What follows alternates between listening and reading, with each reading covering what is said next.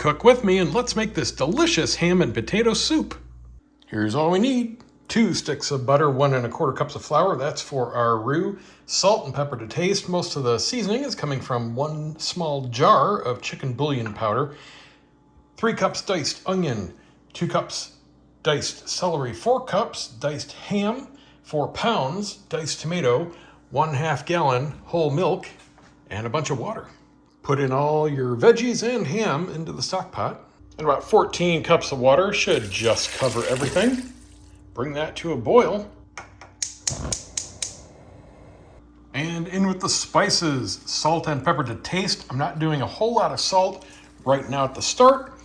We'll taste that at the end. But I do love pepper. And most importantly, in with the chicken bouillon powder. Let this simmer for about 15 minutes. Melt your butter over medium heat. In goes the flour.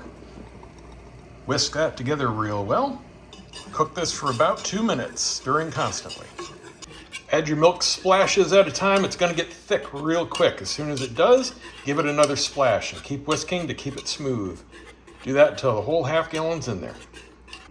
All right about the same time your potatoes are tender, this should be good to go. Getting nice and thick and heating up, just starting to steam. So now we can just pour this into the soup. Kick it down to low, simmer it a good 10 minutes or so for everything to come together. And we just need to do a final spice check. Let's give it a test. See how much more salt we need. Yeah, definitely need some more. One final taste test. Oh, so good. Restaurant quality. And this, by the way, does get better the next day. And there you go. Enjoy, guys.